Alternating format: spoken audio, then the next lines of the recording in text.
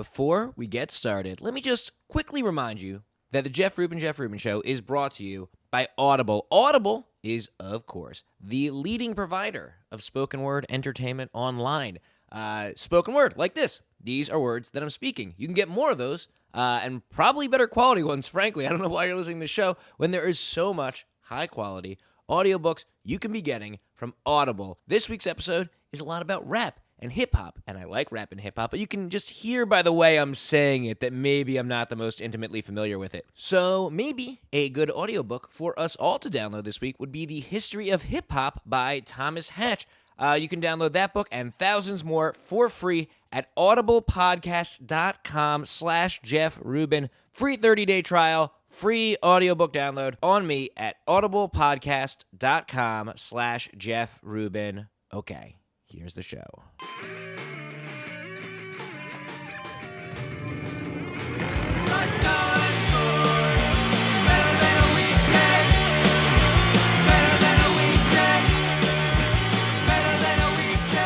Hey everybody, welcome to the Jeff Rubin Show. I am Jeff Rubin, and today I am very excited to be joined by UTK and Shockwave of Freestyle Love Supreme. Hello, Shockwave. Hello. And UTK. What's up, guys? And what is Freestyle Love Supreme?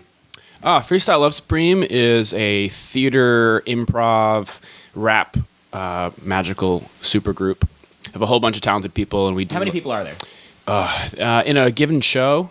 Because I actually don't know. I've seen you guys many times, and I don't know the answer to that. Well, because we always change it up. There's a lot of people who have the skill set, but in a show, there'll typically be 5 or 6 people, right? 3, 4, 5, 6. There is a 5 or 6, beatboxer, 2 keyboardists, a host, and 2 MCs. Yeah. And Shockwave, you are the beatboxer. I am the beatboxer. UTK, you are one of the MCs. One of. Occasionally a host as well. A lot of people have the skill set. What is that skill set? It's a very specific kind of skill set because the show is all about improvisation and freestyle and rapping. Mm-hmm. And but not all rappers can do what we can do. There are better freestylers who can't tell stories. There are better freestylers who can't play characters, but we can freestyle and play characters and tell stories. And I guess perhaps the best way to explain exactly what you guys do is to do it. And this is an audio show, so you guys do. Oh, this is an audio show? This is an audio podcast show. Why did I put makeup on? Yeah, why are there cameras everywhere then? So you guys are going to treat us to a little freestyle love suit. I don't know what to do. I'm so bad at this. How about we do this? This is a part of our show in the very beginning that we kind of do to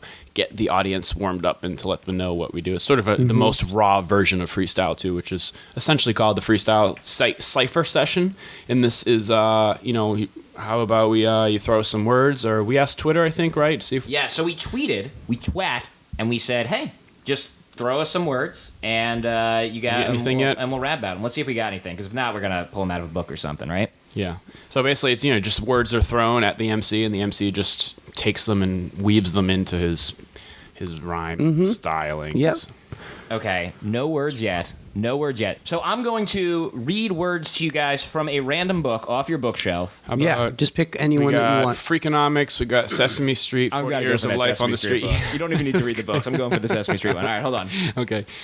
So, how do I know when you need a new word, or how does this? What are the mechanics of this? I'm so much more worried about this than you guys. This whole thing is a jam session. You're part of the cipher. Okay. So you will feel it. Okarsh will pull it from you, or you just throw something in when you feel it's time for new fuel. This is fun. Yeah. Okay, here we go. Okay. So you guys go. Okay, you're going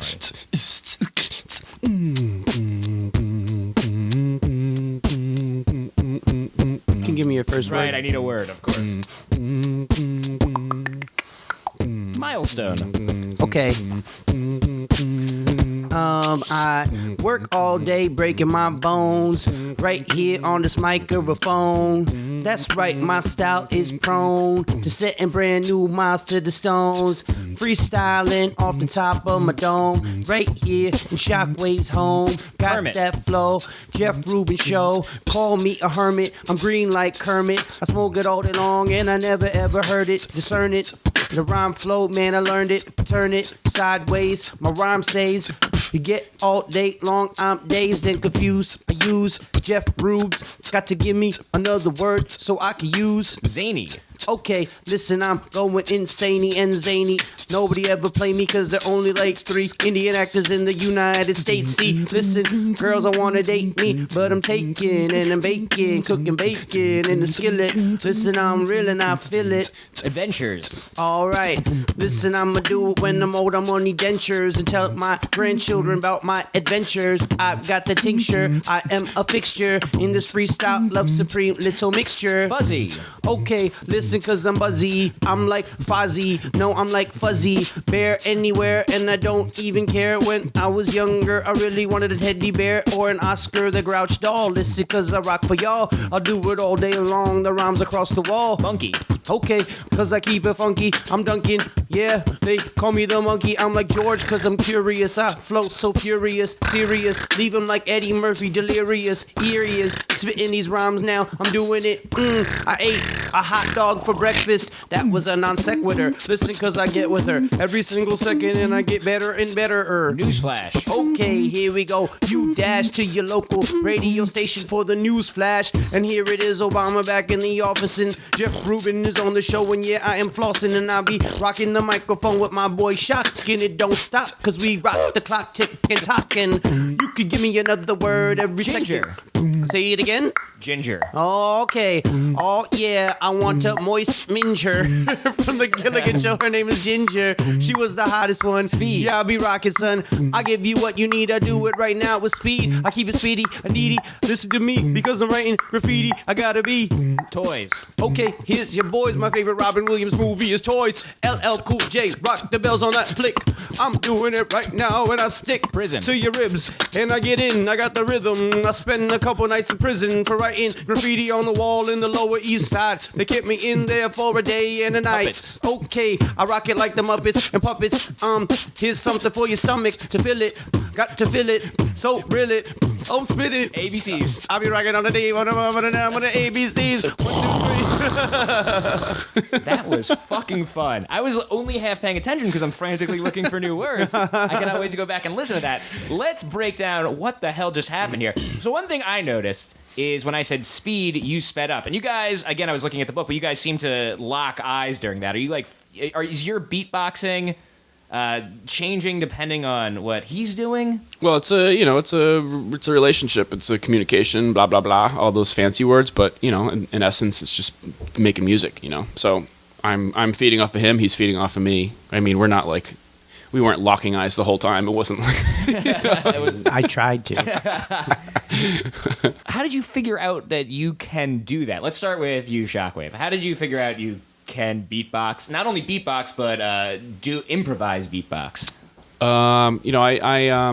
I was an improviser growing up within the realm of theater, and also played music and played percussion. And I had a friend who started an a cappella group, and I was their vocal percussionist. And then I came to the city, and everything sort of just got mixed together. So I became a performer and a musician without any equipment or lines. Yeah, you really mixed all those things together, because you also do this thing on stage where like you're improvising sound effects and like tell a little story through sound effects, and I guess some pantomime too. So it seems like you really managed to combine all of those things. How long have you been doing this? Probably about 10, 12 years. How long have you been good at it? Probably about 10, 12 years. Cool. Now, what about you, UTK? I was in high school and I wanted to be a professional basketball player. I was going to be the first Indian in the NBA. And then I broke my wrist, which is the only reason I didn't make it to the NBA, Naturally, obviously. Yeah. But my mom put me in the school play and I started acting and performing. And then at these after parties after the shows, I had a friend, Rafael Nunez, of the Brazilian descent, and he would play blues riffs on the guitar, and I would just start talking about whoever was in the room in rhyme. And that was when I was 13 or 14, and then it just sort of, I got a lot of attention, people liked it, and so I just kept doing it. And then around 18 or 19, I started taking it seriously, and I started battle rapping, like 8 Mile style, for $100 in a bottle of vodka. And then around that time, I linked up with these guys, because there's it's like a dichotomy. If you're a funny person, hip-hop is like generally a very serious art form, and to link up with the Freestyle Love Supreme guys who are taking the art form very seriously but with the sort of irreverent, really funny sketch comedy approach, kind of was like, it just fit like a glove. It was great. Do you guys know of anyone else that does exactly what you do? Because it does occupy like a really weird space between music and theater and comedy, and it's very unique. There's a lot of other groups that are out there that are experimenting with this, you know, and it's you know, hip hop's a fairly new art form in itself, and like improv kind of is too, unless you count, you know, Greek theater and impro and stuff like that. But sort of being able to get to a place where you can put it on TV or, you know, use it to develop other things. But yeah, so there's plenty there's groups in New York City that are doing that and across the country. Yeah, I mean, but it's it's rare that we get recognized in sort of the music world. It's very much like in comedy. Like I'm sure some of the people listening have seen the College Humor videos that we've done. Right, you guys are the rapping interns. We The are the rapping rapping interns, interns. and it's sort of like the comedy and theater world has really embraced us. You know, a lot of the guys who work on the show are Broadway directors, Broadway actors, Broadway writers. Like, there's a theatrical pedigree. I think the showmanship comes from that element. Yeah, but it's really nice too to be able to rock a music venue and get that respect too. I've seen you guys mostly at comedy venues, which is mostly, you know, the type of shows I go see personally. Do you guys do music venues? You know, we've done what it is there's these big festivals, like San Francisco has Outside Lands, Seattle has Bumbershoot, and these guys all have like comedy tents. Mm-hmm. So we perform there. We're very much in the comedy world. We're not like, I don't think we're seen as a legitimate At the same music time, group. the music venue that we've moved to is the Gramercy Theater for the most part. The last I don't know, 6 or 7 shows we've done have been there to sell out crowds. But you know, that's typically not. I mean, they do comedy there too, but you know, it's made for music. You know, it's not in the basement of a grocery store. But I love that too. Do you guys find that comedians are like, oh, they're not comedians, but musicians are also like, oh, they're not musicians, and that kind of leaves you in a weird space?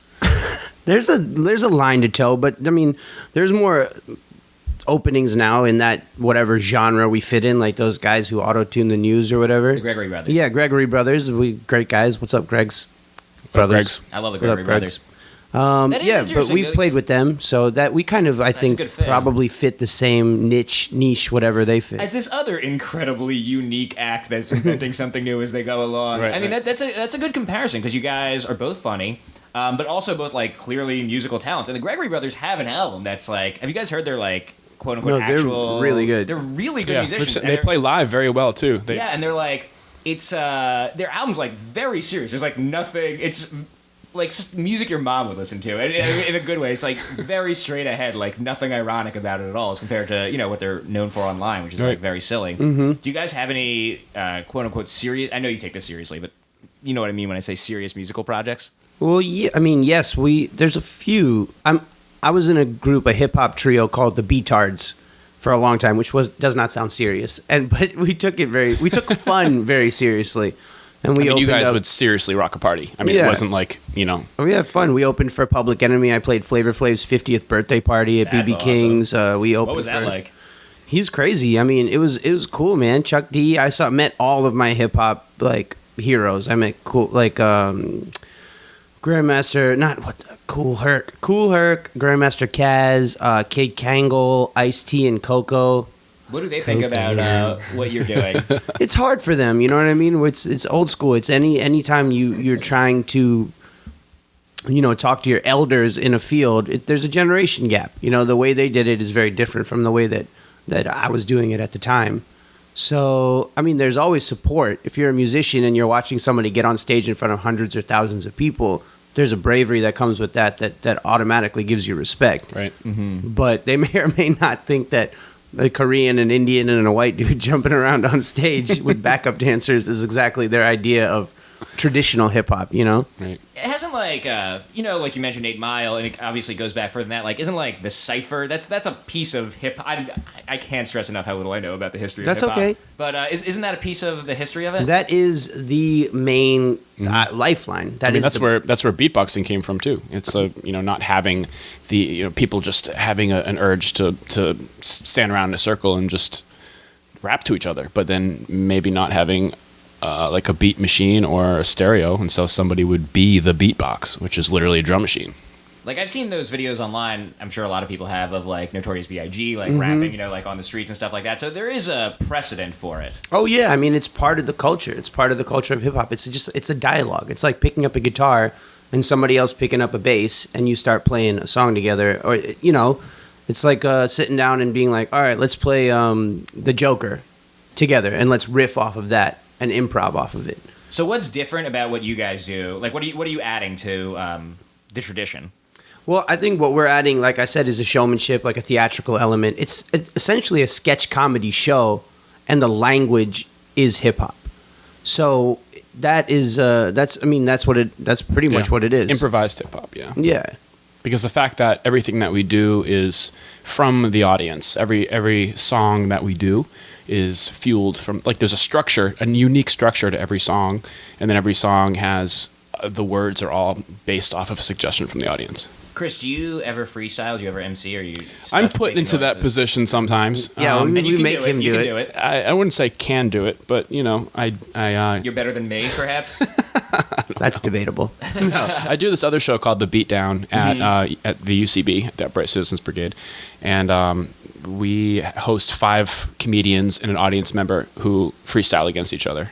So I've had a lot of exposure between this group, between Freestyle Love Supreme and The Beatdown, to not only just freestyling, but like comedic freestyling. And I've, over the years, I've taken it with less heaviness and less, because that's part of the hardest part is like you're put on the spot, Mm-hmm. Yeah, it's extremely intimidating. Yeah. I imagine. I don't know. I'm like stressed out. I was very stressed out thinking about it. I was stressed out reading words out of the book. I had, to say the least, the easiest job at the table, and I think I did the worst job at it. Is there any this is a judgment call, but are there any rappers out there that you think would be good at this, or could guest at a Freestyle Love Supreme show?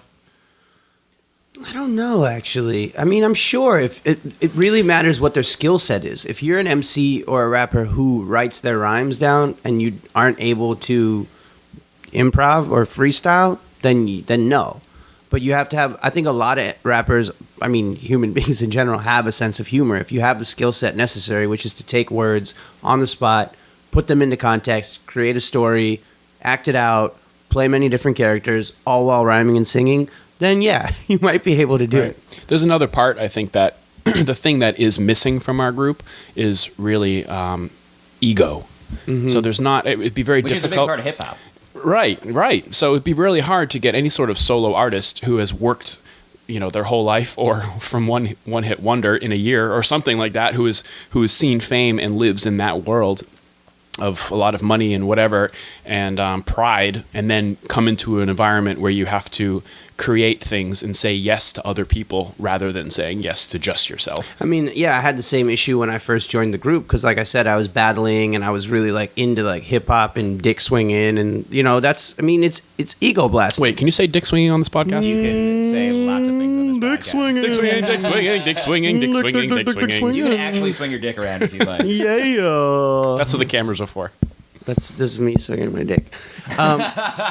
No, but I mean, I came into the group and the director, Tommy Kail, was like, hey, man, what you do really well. Like, you have, quote unquote, whatever swag is. Although I just found out swag was like an undercover word for homosexuals in San Francisco in the 70s. Interesting. It's also shitty pot, isn't it? That's swag. That's swag, yeah. Oh, that's swag. You're talking about swag. Swag. Yeah. But he was like, you got to stop that. He's like, we're here, we're open, we are here to say yes, to be... The idea of coming on stage and being like, I'm the best, I'm the best, I'm the best, is the antithesis of what this show is. This show rests and succeeds in the realm of being able to take the mundane and make it more. And that's a very improv comedy philosophy. That's exactly. Very, you said saying yes to everything, which is like the core tenet of improv is saying yes and to things. Yeah, for sure. It's, it would be interesting if like a Mos Def, because I've seen him do comedic stuff. He might be able to, I don't know about his freestyling skills. Right. But, I mean, it would be fun to have him on or somebody like that. Flavor Flav would probably have a ball. Yeah, some rappers are very funny. Like, Jay-Z has some good lines. Eminem's very funny. Just to pick two and very Eminem can freestyle. Ones. Eminem actually comes from that pedigree. So do you think Eminem could do this? I think he would have a ball. I think he'd have a great time. Somebody who's not an MC, but who obviously is known for improv and music is Wayne Brady. Mm-hmm. And we've been in touch through different avenues with Wayne Brady, and he very much wants to jump on stage with us and do something. Oh, that'd be really fun. We had a cool cipher. I think it exists somewhere on YouTube, Wayne and all of us rapping together. Yeah, or it will. Huh? Or it will. I don't know if or it's it there, will, yeah, maybe. But that would be really fun to have somebody like him on the show. He's like the Michael Jordan of improv. Is Wayne, he can keep up with you guys? He can. I mean, it's definitely like we worked on a project together and I had to be on camera with him, and it's literally like guarding Michael Jordan. You just don't want to fall down. That's fun. You're just like, yes, yes. Oh, what's Wayne gonna do? Yes. Okay, Wayne's winning. Like, So you guys mentioned that you have some, pure musical projects as side projects. Do you have any pure comedy projects, like writing a script or shooting videos or anything like that? oh, I did. When I'm not working with College Humor, I Which you both have been in many college humor projects, Yeah. done live shows and stuff. It's just terrific. nobody likes M. Night Shyamalan. Oh yeah, that was a good one. That was my legendary breakthrough performance. Rude Boy too, weren't you? Oh, yeah, in the the Rude Boy Rude Boy, response that- video. That was I heard interesting. Rude Boy, the song, last night for the first time in a while, and it reminded me of it. Sam Wright. Shout out to Sam. Sorry, I tried stand up twice in LA. I did one at the Improv and one at the Comedy Store. My biggest joke is that white women love to have sex with me because my penis is the size of a white man's but looks like a black man's. That's funny. It's the best of both worlds, but it won't kill you. It's pretty much all I got. And then I just talked about shaving my balls for the next 11 minutes till I got the curtain. Were you intimidated doing stand-up? Because I think what you do is probably the most intimidating thing in the world. Stand up, you know what it is like if you are used to the way a microphone feels in your hand and you kind of know how to use, just in terms of the technical aspects of using a microphone on stage, and if you're comfortable in front of people, the only thing then I'm fine. The only thing I'm lacking in is actual intelligent material. But you develop that over time. But like just the pressure of being in front of an audience and having to milk laughs out of them every X amount of seconds. No, you didn't feel that at all? Not really. Yeah, there's a certain, you don't want to bomb. Obviously, yeah. But I've seen you do it a few times, and after a while, you get into your groove, you get into your rhythm, and you know what you do that makes people laugh in life, and you just try to, enhance that on stage for more people. So is it different for you? The experience of doing stand-up versus doing... Oh man, rapping on stage is so much easier. Like, it doesn't matter. Like, if you give me 4 words and I rap them, all of a sudden I'm like this virtuoso who can put words together and rhyme. But if I'm sitting there having to speak prose and make you laugh, yeah, the stakes are much higher. I don't have like a talent crutch to lean on. It's just like my material. Right. What about you? And my good looks. And then everyone's like, "You're not Aziz Ansari." But you sound like him. No, Aziz is funnier. No. What about you, Chris? I have done some writing and some writing projects, trying to get together some scripts or some ideas out on paper. But for the most part, everything I do now is sort of musical. I have done more like some serious type things where I'm accompanying other artists playing, whether it's a band or a solo performer. And you're beatboxing or you're drumming? Actually, a little bit of both here and there, but for the most part, beatboxing. But I have some percussion stuff as well. So, so I'll work with people at the UCB for the most part. That's kind of my other underground thing. It's a great place to develop your own talent. So, yeah. I want to go back because I'm extremely disorganized to something you guys said a few minutes ago. You mentioned your director. What is the role of a director in an improv show? Is he giving you notes afterwards and telling you? Because obviously he can't tell you what. Give you tips for the night, I guess? I don't know. Right. Well, you want to take this? Yeah, Tommy Kail is our director, and I'm convinced that I know for a fact that if he was not there, the group would not be together. It's not only just a mediating force between members. I think there's a real danger to like groups self-directing themselves, because then it's like, fuck you, you don't know what I'm doing wrong. Like, you're doing this wrong. And no, you don't tell me I'm doing the wrong thing. It's like then you get in the mimicking and then a whole thing explodes. So Tommy's really good with just negotiating personalities. But also there's the outside eye. So when people are on stage doing things, he can, maybe we need to do this a little bit more. Or he really has also had a hand in the show introducing its talents and its members to the audience in a slow, comfortable way. We're not a group that puts people on the spot. The very first thing that we do is people write down a word on a piece of paper when they come into the door. So it's a very passive contribution to the group. And then the next thing is everyone shouts out one word, and then we use that one word. And then it comes into what's an experience of yours? And people start volunteering their So you're ramping experiences. up what you're asking. Yeah, and then by the Exactly. very end, we're getting somebody on stage telling us about their day, and it's that person is put in the spotlight, But and Tommy has had a huge hand in that, because if we came in and was like, "Ladies and gentlemen, we're Freestyle Love Supreme. We need an audience volunteer," like we would never see any hands. They'd be like, "Yeah, right. I'm not rapping," So Can Tommy give you any feedback during the show, or is it just like afterwards you kind of break down what happened and like? what? Like okay, he's in the back, I don't know. Maybe he's talking to an earpiece or something. he actually Just feeds. editing the scene. He feeds us all the music, So it's more of a, I don't know, it's almost a managerial role. It sounds like. It's a managerial role, and he holds us to a certain standard. So it's like Right. if you pick a word and you're cursing too much, like these are easy things. It's easy to say fuck when you can't think of a rhyme. Mm-hmm. It's easy to be like fucking. Now I'm gonna spit my rhyme now. swinging my dick, Or- swinging my dick, swinging my dick. It's really like he keeps me from swinging We basically have a director My for dick. UTK. because I'll go on stage and if you get into a place where you're not really sure what's going on, I'll be like, I'm the best, never better than all the rest, da da da da da, and he'll be like, that's not, come on, man, you're smarter than that, you're better than that. Or it's like when we take audience suggestions, this is a no-brainer, but I've made this mistake many times. Like I've picked words that I don't know the meaning to, and then I have to rap about them, and he'll just look at me after the show like, come on, son, like really.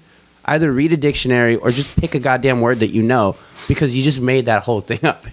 What makes a good audience suggestion? We don't really have a chance to talk about improv much on this show. Is there something you guys are looking for, or what makes a bad audience suggestion might even be a better So question? a bad audience, it's not the audience's fault. They No. provide the words, and it's on us to pick them. Mm-hmm. So a bad choice that could be made is a word that only has one meaning, that can't be flipped sonically or phonetically. So we got a word exit at our last sound check. Exit means one thing, to leave. You can't, exit has nothing, it's just one word. And so exit, EXIT, I'm going to leave, go out the door. You have 3 MCs who have to fill 2.5 minutes with one word that has like 4 seconds of actual rhymes, proper rhymes. Whereas we got a word called cashmere, which is, everyone knows what cashmere is. You could talk about a sweater, or you could say, what I did is, and this is something I learned from Anthony Viniziali, who's the host of the show, we try and flip the word. So cashmere became cash is merely like, what is it? I don't even remember what I said. Cash is merely. It's like a physical element, you know what I mean? So it's like all of a sudden it was about my girlfriend telling me not to worry about not having money, because cash is merely something that's not important.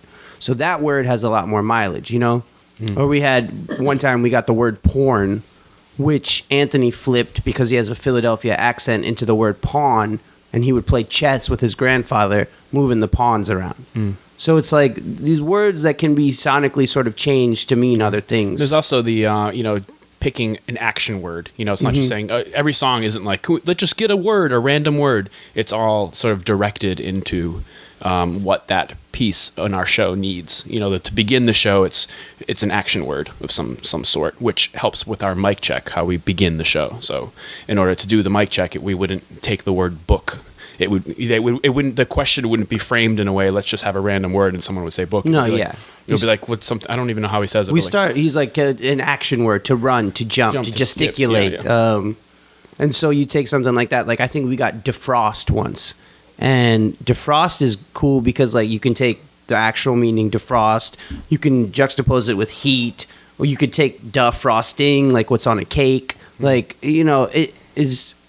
it's kind of complicated. I'm having trouble keeping up with you as you explain it. I can't imagine how you like put it into figure Yeah. out that and then rhyme It's it with just something flipping the else. word, You have to find a way to flip the sounds in the word to create other different meanings. That's what makes it really, I think, exciting for the audience. Right, but I think you said something in the very beginning too that is really important. That the audience is not, it's not on them to come up with that word. No. And like in more traditional improv, it will be more so, can we get a word? And you really can just say anything. And in general, improv groups will just take the first word they hear and then always thank the audience. Thank you for giving us what we're about to do.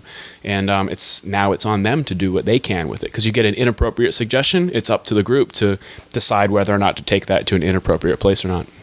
Do you guys do traditional improv at all? I used to. I'm kind of out of that practice for now. UTK, Currently. anything? Nah, I mean, I do What when you're I. doing seems. Do you think you could do it? Because what you're doing seems like you. It seems like you jumped a step. It's almost. It's a lot different. It's You know, when I work in TV and film and stuff like that, I'm generally asked to improv most of my lines. Mm-hmm. So we'll make stuff up or I'll work on stuff with the writers. I just did an episode of the Mindy Project. I'm playing her little brother. Oh, that's fun. And we got to improv. Her and I, the whole time, we were making each other laugh. And I'm rapping in that episode too, and they let me sort of freestyle my raps. So the improv plays a humongous role in my career. I also was in this movie called Pitch Perfect with Adam Devine from Workaholics and Rebel Wilson, who's about to be like the biggest comedian. And they let us improv most of our lines as well. Is it different when you're rapping for film or video as opposed to being on stage? Does your brain work differently? Just from a visual standpoint, you can't move as much if you're on camera. So you have to do like 50% less. You have to hit your marks. Yeah, and then what you would do on stage. On stage, I jump around I'm like a kangaroo. So, but the musical performance is in Pitch Perfect, except for the movement. Is that just a regular performance for you? You're just doing that song. Just normal. And I mean, if you have extras that are in the audience that are enthusiastic, then it kind of feels like an actual show. But the director definitely was like, "You're doing great, except I can't see you because you're moving way too much on camera. You need to stop." Are you consciously looking for roles where you get to do this music thing, where you get to rap or do No, a it's cappella? like Shock and I kind of individually have fallen into this thing where like he is a comedic beatboxer and I am a comedic rapper, and for some reason, thank God, I've that's the niche that I have. I am the Indian comedic rapper, and I don't know another one. And Shock is the Caucasian comedic beat maker, and he doesn't have much competition either, except for Reggie Watts, who's fucking incredible. well, he's not Caucasian. Oh, he's not. No, he's alien. And Reggie does something different too, where Reggie's Yeah. like, I don't know how to describe what Reggie's doing. Reggie's doing some atmospheric soundscape.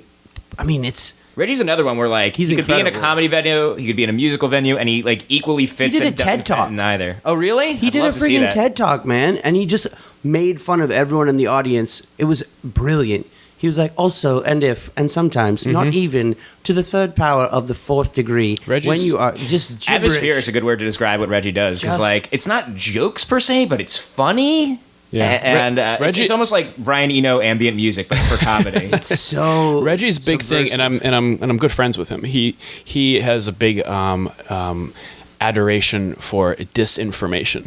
yes, And- exactly. And Yeah. he will say it. I think he has like shirts that say it on it. He's not a champion of it blatantly, but that is the subtext to everything he does when he performs. He'll do anything from doing turning a song on its head and then doing it backwards and in slow motion, and to like actually speaking and then you'll be like, what, did I miss something? Oh wait, you did that on purpose. Yeah, it speaks to the quality of Reggie Watts' work that he's as popular as he is, because what he does should be on paper completely unmarketable. Like, and it's only because he is so incredible that he's able to. He's found this audience, I mean, which is there's great. a massive amount of commitment that is necessary to do what he's doing. Yeah, I mean, he he's will travel anywhere in the world and do. I've seen him do loft parties in Williamsburg, and I've seen him do huge stages, and he's a yes man and actually works with the yes man. Yeah. Yeah, I mean, that's the type of world that we Freestyle Love Supreme exists in. It's like the Gregory Brothers. The Smothers Brothers. Gregory Brothers. We've worked with them too. I just saw him at Kellogg's the other day, and I ran into him, and then we talked. The Smothers about Brothers or the Gregory Brothers? Gregory Brothers, and Reggie Watts and Freestyle Love Supreme. I feel like we kind of all fit the same. I mean, we fit in a same very loose and viscous sack. Yeah, the connection I would draw between the three of you is that you're all very unique from each other, but the thing that you have in common is that uniqueness, that you all are doing something unique that occupies this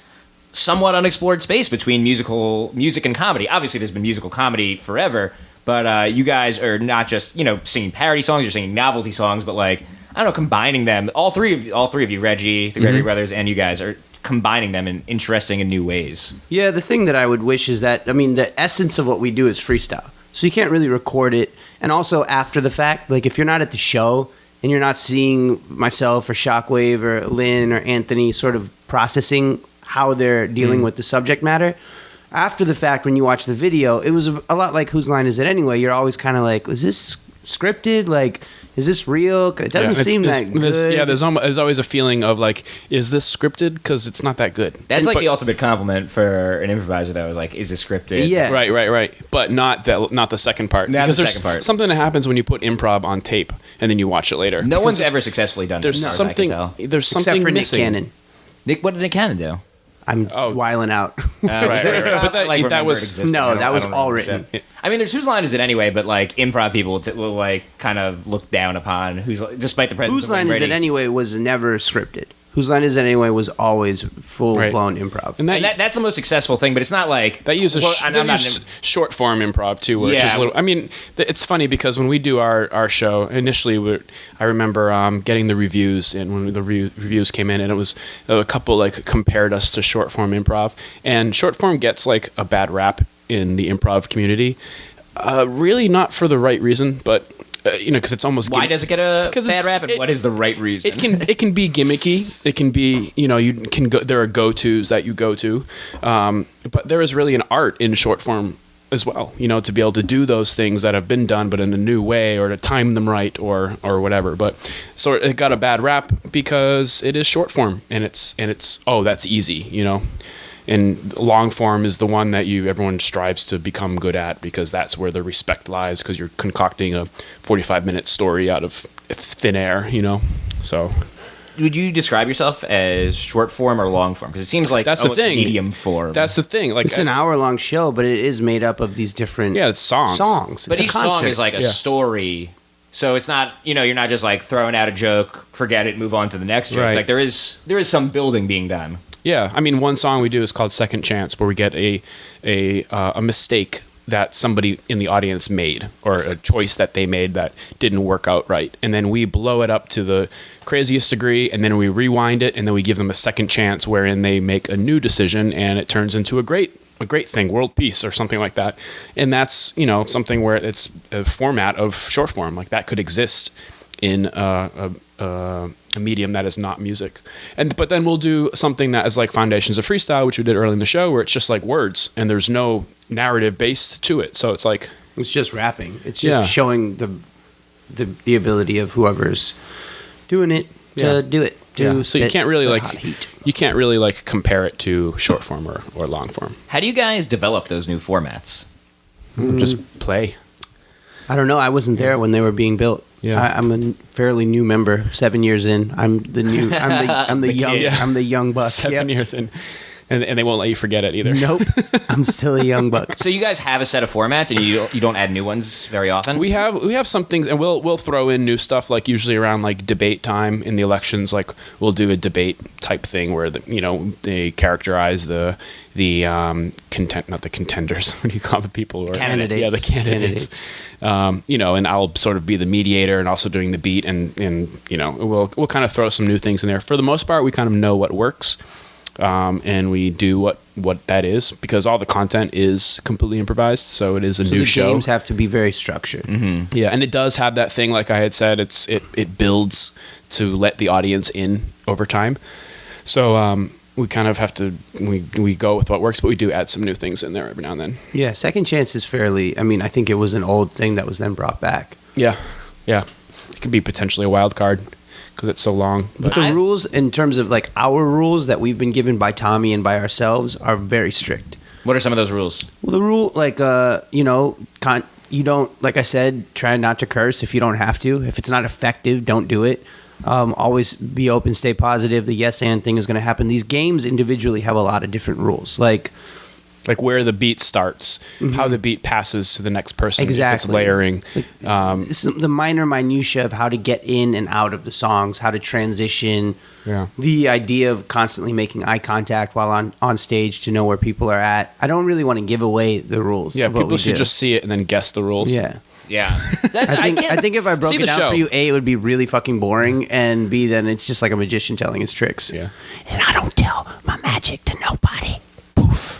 How do you guys do this, though? Because I can't believe that it's possible, much less you can be... Like, if you were just doing it and not being funny, that would be impressive. But you're also very funny, and I just don't understand how it's done. Like, UTK, when you're rapping, like we were just doing, how far into the line do you know what that rhyme is going to be? Like when you start, do you know where you're going to end up, or like how does your brain work? I guess is my question. Yeah. Okay. So Can I underscore this? Yeah, please. it's like right now, Shockwave is drinking a Pabst Blue Ribbon. And so there's 3 words, right? There's Pabst, Blue, and Ribbon. And then there's beer at the bottom. By the way, it makes it even more impressive that you're drinking while doing this. Pabst Blue Ribbon. So Ribbon. It is 10 p.m. at night. So. So there's Ribbon, right? So Ribbon, I can say like, I know my rhymes for ribbon. Ribbon, rhythm, gibbon, livin', slippin', trippin', flippin', dippin', sniffin', lifted, gifted, and then it keeps going like that.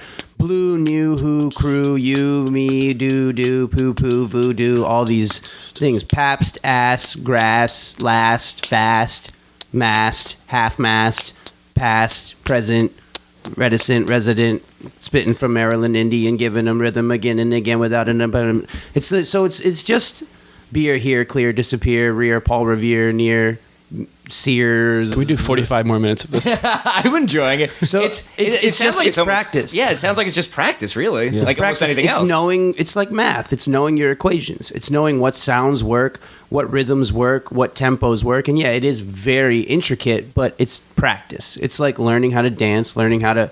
It's not like stand up in that way because stand-up practice too, I think too. Stand up is practice, I think, in terms of your performer to audience relationship. There's a lot of practice on what you do on stage, your delivery. There's a lot of nuance in that, for sure. But you got to have the right material. With this, the material is there. It's 3 words. How do you rhyme them? It's very easy if you approach it from a clinical, mathematical standpoint to find every sound that'll rhyme with Pabst Blue Ribbon. But how do you make a joke out of that? I guess that's where the practice comes in. Like, how do you know like where you're going, like what you're going to talk about? Yeah. Yeah, that's just. I don't know. I think people who are funny know how that's to the be debate, funny. right? Are you just born funny, or can you learn to be funny? It's yeah, that's weird. I think even a stand-up, there's a math to it, and yeah, I mean, not everybody can. You go into stand-up because you're a comedian, and you can make people laugh, and people have told you that you can make people laugh, and then you give it a shot, and then you try, and you evolve into being this person as that profession, and it's the same kind of thing, like comedic raps. And then what's great about improv, like you don't see much dramatic improv because the brain will go to places that are non-traditional, which disrupts the normal function of things, and then it makes people feel either uncomfortable or enlightened in some way that makes them have a visceral reaction and they laugh, like whatever science that is. And I think probably the same thing with freestyle rapping. You're forced to go into weird places which naturally make people laugh. And it's also, there's something, I will give away one secret. Okay. My boy, Jeff Rubes. Get your pens and papers out. The happy accident, planned or unplanned, in a freestyle flow, the mistakes that you make really endear you to the audience from a human perspective. Because they understand that what you're doing is happening in the moment. It's very difficult. And to have a brain fart on stage, planned or not, because sometimes I fake them.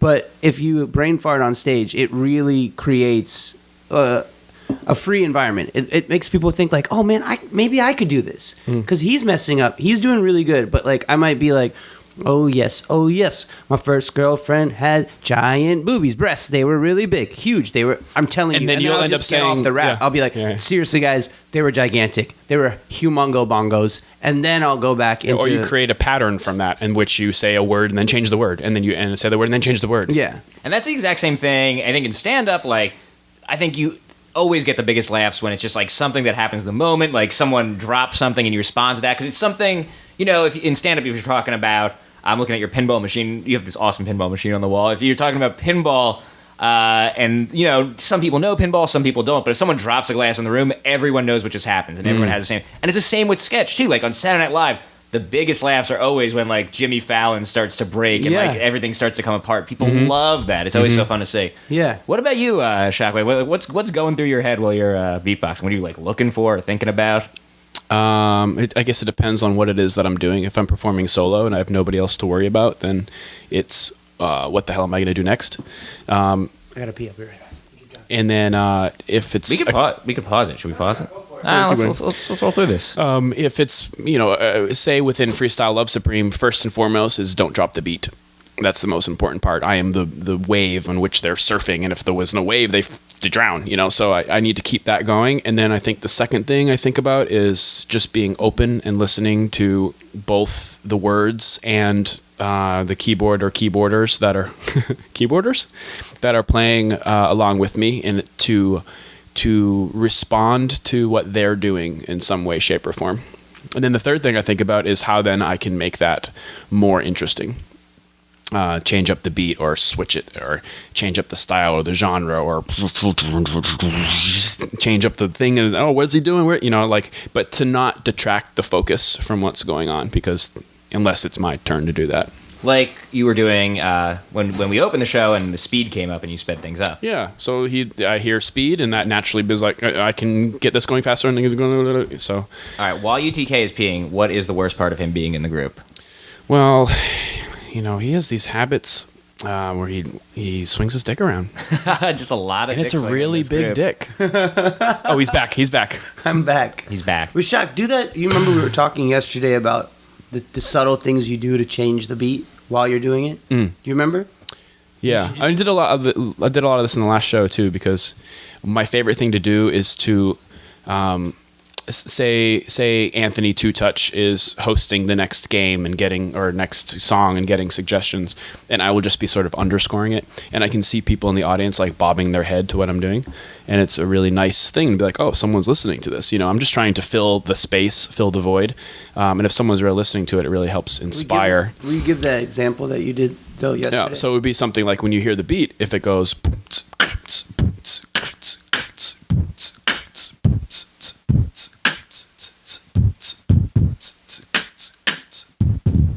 like I ended on the one, you know where that is. But in between that, you're in this like loopy land. You don't know where that is. Which is cool too, because when you get, I was talking to Chris about this yesterday. His real name is Chris, by the way. Chris Sullivan is Shockwave. I gave it out. The cat's out of the bag. But it's cool because when I'm rapping over it, and if he's creating these waves, shockwaves, if you will. Shockwaves, if you will. It affects my inflection as well, and I might get into those happy accident moments where I'm talking about where I'm actually not rhyming. I am just speaking to the audience and being like, seriously, guys, the girl, she had huge boobs. They were gigantic. And then Shock knows what I'm doing at this point is I'm careening towards a terrible ending and desperately need him to help me find the one on the beat again. Mm-hmm. So I'll be like, guys, she was great. It was really cool. I'm not even rhyming anymore. I don't know what to do. And now I'm back again. And so what's happening? And so in that way, he's, the spine of the whole show. You need that one. You need the beat to know what's going on. And you're always I feel like everyone else rotates, but are you always there? Is that true that everyone else always rotates? For the most part. Yeah, no. Like UTK lives in LA and Anthony lives in San Francisco, and we all... That has nothing to do with it, though. The skill set of being a comedic beatboxer, I think, is I mean, we've tried to train other people. Believe me, we're trying to get rid of him. Yeah, I mean, we've tried at least to give him a chance to not be a necessity. Let's put it this way, I've never seen a show. Right. In all these years. Yeah. He's an integral... I've had to pull out... I've had to it didn't work. It didn't work. I've had I've had a couple shows when I couldn't make it, and there's another beatboxer friend of mine called Gray Matter who will fill in for me. Who's exceptional. He's exceptional, but the language and the sensibility of being an improvisational comedic actor who is able to beatbox is few and far between. There's also that chemistry, like you were just saying, how you're looking for an exit and he knows you're looking for the exit. Mm-hmm. I guess that just comes through repetition and practice. Yeah, and it's like it's all of us. I mean, we all come from the same world of trying to be open, loving comedic actors to to our partners. It's like I see the hardly working stuff and all the stuff that you guys do on College Humor, and there's this great sense of like you want everyone to succeed. There's except for Amir, who's just really selfish. Absolutely on camera. The guy just only thinks about himself. But no, I'm joking. What up, Amir? But there's Amir always, I think, actually epitomizes this. Like he always has a joke for like whoever the other person in the scene. Right. Like he's always suggesting things in a very constructive, positive way. And I think everyone does that, but Amir is particularly good at it. Mm-hmm. It's what happens when you know that you've got something very, very funny that you're doing. the only way that works is if the person you're with is able to either match you or exceed what it is that you're doing. And that's the sensibility that if you're a hip hop artist, you don't have, because it's a competitive field and it's based on being the best. Whereas we're not talking about, I don't want to individually be the best. I want to be a part of a group that is raising the bar together. I think from this conversation, that to me is the biggest thing you guys have taken from comedy, more than like joke writing or anything. Like that philosophy is very much the core of improv. I've never done improv, but I've heard enough about it that I know that's the root of it. I mean, you have some experience with it. Yeah, I've certainly been around it enough. And that is very, very much the core of it, and that is not necessarily the core of musicianship, I think, and certainly not hip-hop, and that you guys have married that. Musicianship, I mean, one of the things that I really hold near and dear is being a musician, and it's having open ears and contributing and not stealing the spotlight and building something together with who you are performing with. I think maybe it's more of a solo thing, like when you're raised in a solo context and you're in the spotlight and you're aiming to be in the spotlight, then you build a sense of ego around you that you don't want people to steal from you. Right. I don't know if you guys are going to be able to answer this, but is that how jam bands work? Do they have a similar philosophy where they're just trying to help each other out and make each other look that good? plus weed. Probably. Yeah, a lot of weed and a lot of high protein diet. As opposed to Freestyle Love Supreme, which is you can only do if you're drinking Pabst Blue Ribbon. Yeah. Do you guys have to particularly you, Chris, you have to work out and keep your lungs in good shape? I'd say I work out a little bit. I'm a surfer. But is that a concern? I imagine if you were 200 pounds overweight, you couldn't do what you were doing. Well, that's probably true. I probably would die. Though I don't know. The Fat Boys were pretty good beatboxers. Yeah. They're dead, though. I think They did die. one or two of them have passed. Yeah. Buffy, rest in peace. But it's funny. People are like, does your throat hurt? Are you out of breath? And I sweat a lot, but I sweat normally. And sweating on stage is not unusual if you're in stand-up or lights. improv or anything lights are that. hot on stage and whatever. But it's more so like if I do this,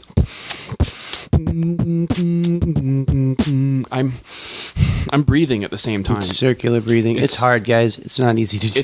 Can you do it at all? Fuck no. It's not even circular breathing when somebody is playing a saxophone for an infinite amount of time. There's actually, or a didgeridoo or something like that. There is a breathing technique that Hopefully happens that way.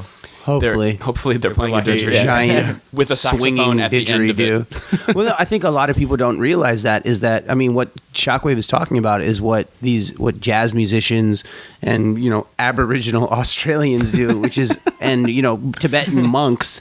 This is circular breathing. This is a physical act that is not easy to achieve, and it's something that you do. And I think you take for granted. What I was going to say is because you're racist. You're racist. We're all a little bit racist. I don't know what the exact definition of what circular breathing is, but what this is actually all it is just keeping a beat with your mouth, inside your mouth, and the air flow stops back here at the end of your jaw. So if you can still breathe, then you can hum. So if you go that doesn't take any lung power. So you can go, which is a hum at the same time because that's closed. Every porn star listening to this right now is like, I know exactly what you mean. That and tongue push-ups. So where do you guys want to take Freestyle Love Supreme? What is the goal for the group? Oh my God, we're just trying to get on TV. No, we just... Is that true? No, what would be great... that was something of a bullshit question because I do know you guys are trying to get on TV. But no, that's not the ultimate... that's not where the group thrives. The goal would be, if we were to be on TV, it would be to expand our audience. I think our show thrives live, and that's it. And there's also... I think Gramercy Theater is the peak of... capacity, because it's an improv show. There's about a 400 person theater. There's intimacy that's involved, and we do lose a lot of that even at the Gramercy because the seats go way up in the back. And the last show, Anthony literally had to jump off stage and run up in the back to sort of get a suggestion from them and make them feel comfortable. But I think if we do TV or anything that's else is bigger or webisodes or something like that, I think it's solely to expand our audience so that we can tour and demand more money. Well, you actually kind of brought up what I was going to ask about TV. So we had already mentioned how no one's really, and they've tried it. They tried. Do you guys remember when ASCAT was on Bravo for one or two specials? And ASCAT's UCB's premier improv show, and they couldn't totally figure out how to bring it to TV. How do you guys bring your show, which is live experience? Do you have a strategy on how to adapt that to television? I think it just has to change. I think it has to be less of a freestyle improvisational show and more of a traditional narrative with music elements. And, obviously comedic, but it'll be more like a Flight of the Conchords-ish type of show with, much better looking people. Yeah, much better, actually. And then, that's the goal. We've been struggling with it for a while, but that's what we're trying to do, guys. I think I'm it's just a trying to mashup eat of everything. It's taking the idea of improv and not necessarily making the show an improv show, but using elements of it, whether it's coming up with the songs in an improv-based format or having fun elements that are improv, but then it gets back to something that is structured and makes TV executives more comfortable. And where can people see your show? I don't know. We perform all over the country and all over the world. We've been to the Edinburgh Fringe and that's a good fit. The Melbourne Comedy Festival, and we've flown to London. But we Montreal. We did Just for Laughs. We opened for Zach Galifianakis, who also he's great. combines music and comedy. Obviously, he's like, if you were to put comedy and music on on a line, if you were to put him on a line and chart where everyone is in between them, he's much closer to comedy and further away from music. But he certainly combined them in an interesting way. He's a great piano player. So he's like, oh, why don't I play music at the same time? And Dimitri Martin has done that as well, played guitar while giving jokes. So, but we have a website, freestylelovesupreme.com, and we're also on Facebook. So just getting in the loop from there because we have a lot of plans down the line. So. And everybody involved in the group has their own offshoots as well. It's, If they're not here, do you guys have any offshoots you want to plug? I just have a website, shockwavebeatbox.com. And you can find all my links to Facebook and Instagram and all that off there. Nice. You can please follow me on Twitter, UTK_INC. I have a solo EP of electro pop tunes. Oh, really? My Members Only Jacket. That's available on Bandcamp. And I'm going to be on the Mindy Project in January playing her little brother. Check out Pitch Perfect. And go see the movie I'm in called Pitch Perfect. Do you guys, I don't want to put you on the spot, do you guys want to close out with one more little freestyle jamboree? Yeah, why don't we? I was just checking to see if any Twitter words came through. Let's check out these Twitter words. I bet we got some Twitter words. You can hear the phone interference. Okay, I got some. I got 7. 7 words is enough. One of them is a comment on the last podcast, but we'll take that. Okay, I got some. You got it? Okay, cool. Feed me some then. Disney princesses. Okay. I like the girl with the big breasts, like Jasmine, Disney princesses, and Cinderella. She could be with me. I could rock it a cappella. I could be a brown fella. She could be my fly Bella. We do it all day long. Voting. I want to touch her and I want to smell her. Say it again. Voting. Okay, yeah, I'm rocking and I'm rolling. Everybody that I know is hanging off my scrotum, but I'm like Barack Mitt Romney voting, and I do it all day long because I'm holding every single chord in the way that it goes, and I win. Listen, cause I used to go to Cinder rap, but now I'm just a comic book like Tintin, and I go around the globe. I'm an engine, revving up my engine. Listen, cause I'm tempting every single body in the world. Give me attention. Socks. Used to every go to detention. Now I rock with shock, with no socks. Flip flops or hip hop. I got to rock every single second. The spot is mine. Downton and I'm Abbey. doing every second and I'm. Know what I be doing? Yeah, I be blabbing. See, I'm an English woman like I'm Downtown Abbey. B.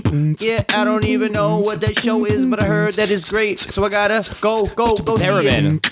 And I do it every single second, and I am a man, and I rock back and forth, and I can fill up the caravan, minivan. Listen, cause I'm spitting and ripping and rhyming and doing a double timing and Lando. Yeah, I've been known to bust a fucking hymen and land outfield. I believe they fail football at that place, and I rock, and my face is currently scrunched up in a frown, getting down, and you're feeling my sound, and the world goes round, pound for pound. Nintendo. They call me the clown.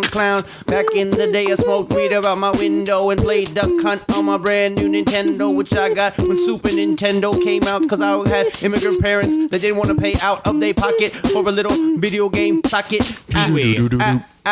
See me rocking back and forth, do it like Pee Wee Herman, and I'm turning and I do it all day long. What was the song that they did on the pool table?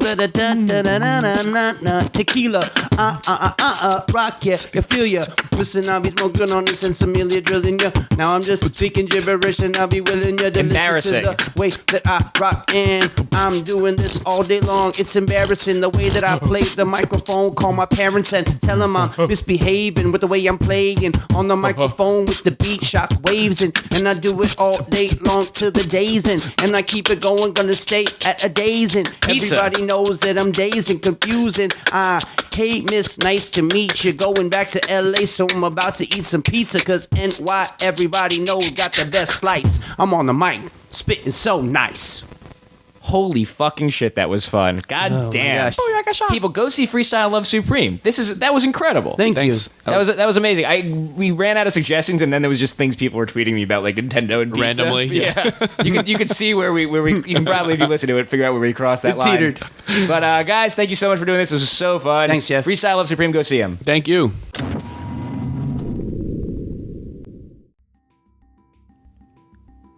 Okay, everybody, this is it, the big one. My last opportunity to plug Jeff Rubin Show live at New York Podcast Festival. I cannot wait for this show. We are going to be doing Video Game Debate Club. Go back and listen to that episode. It's a really fun one. Basically, there's this game called the Metagame that facilitates arguing about video games, and there is actually an expansion pack for it. So a sequel is warranted, and we are going to be recording it live. I'm going to be there with the people that were on the original episode, Adam Conover and Jared Logan, two hilarious stand-ups, as well as Scott from Scott's Pizza Tour. I didn't know if I should call him his last name or not. Do I have to say Scott's Pizza Tour every time? Scott is going to be there leading his band, the Bikini Car Wash Company, in a triumphant rendition of Dinosaurs, the theme song to the Jeff Rubin Show. And, oh yeah, there's going to be surprise guests. I think it's going to be so much fun. I hope you guys will be there to have fun with me. That is at the Pit on January 12th, and it's really the only thing I got to be plugging. I don't have a clip for next week's episode, because that's going to be next week's episode. It hasn't recorded yet. You can be there. NYCPodfest.com has tickets. If you can't make it, you could still hang out with me, in a manner of speaking, on Twitter, where I'm at Jeff Rubin Show, or on Tumblr, where I'm jeffrubin.com. There is a Facebook fan page, and of course, youtube.com/Jeff Rubin. Jeff Rubin. Live show next week, January 12th, at the Pit, 6:30. See you there.